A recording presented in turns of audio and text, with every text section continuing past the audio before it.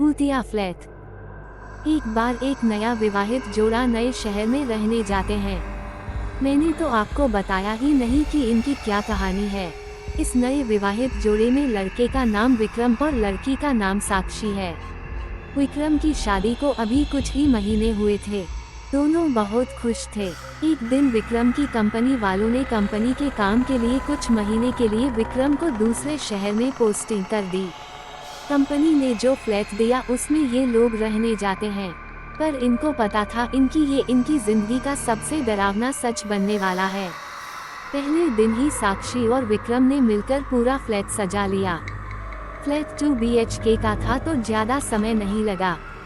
ये लोग नए शहर में ढलने की कोशिश की बात एक दूसरे से करने लगे और खाना खाकर अपने बेडरूम में सोने चले जाते हैं। देर रात में विक्रम की नींद खुल जाती है। वो पानी पीने के लिए उठता है। पलटकर जब वो साक्षी की तरफ देखता है तो उसे वहाँ साक्षी नहीं दिखती। थोड़ी देर बाद विक्रम के गले पर 2 हाथ पीछे से उसके ऊपर आते हैं। विक्रम चौंक कर देखता है, पीछे साक्षी खड़ी रहती है। साक्षी ने बोला, क्यों चौंक गई? मैं बाथरूम गई थी। तुम क्यों जगे हो? विक्रम बोलता हूँ, कुछ नहीं, बस पानी पीने के लिए जगा था। ये लोग फिर सो जाते हैं। सुबह उठकर साक्षी दोनों के लिए नाश्ता और खाना बनाती है। विक्रम नाश्ता करके अपना टिफिन लेकर काम पर निकल जाता है। साक्षी अपने फ्लैट में अकेली सोच रही होती है, चलो जो बाकी का काम है उसे ही कर लेती हूँ। वो कपड़े धुलने के लिए वॉशिंग मशीन की तरफ जाती है, फिर मशीन में कपड़े धुलने के लिए डालकर वहाँ से चली जाती है। थोड़ी देर बाद वो वापस आती है तो देखती है कि कपड़े तो वॉशिंग मशीन में है ही नहीं। वो घबराकर इधर उधर ढूंढते ढूंढते अपने बेडरूम में पहुंचती है। वहाँ उसके सारे गीले कपड़े उसके बिस्तर पर थे। वो ये सब समझ नहीं पाती है। शाम को विक्रम के घर आने के बाद उसे ये सारी बातें बताती है। विक्रम इसे वहम समझकर बात काट देता है। रात में दोनों अपने बेडरूम में सोने चले जाते हैं। तभी रात में किसी की तेज तेज सांस लेने की आवाज विक्रम को सुनाई देती है। विक्रम धुंधली आंखों से बैठता है और मुड़कर देखता है तो वो बिस्तर से डर के मारे गिर जाता है। वो देखता कि बिस्तर पर साक्षी के बगल में कोई काला साया सोया है जो एक आदमी की तरह दिख रहा था।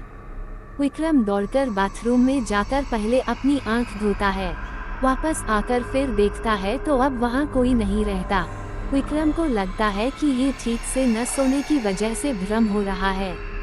इसी तरह 1 हफ्ता बीतने के बाद दोनों अब तक कई बार डर का सामना कर चुके थे, पर वो उसे भ्रम मानकर बार बार टाल देते थे।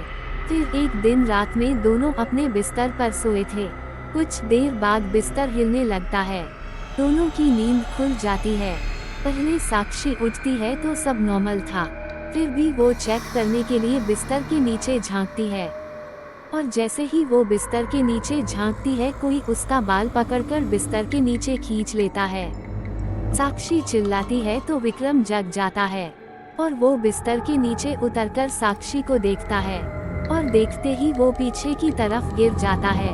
वो देखता है साक्षी की लेटी हुई उसकी तरफ देख रही है और साक्षी के पीछे कोई है जो साक्षी का सिर जमीन पर दबाया हुआ है। वो फिर भी टॉर्च जलाता है तो वहाँ कोई नहीं रहता।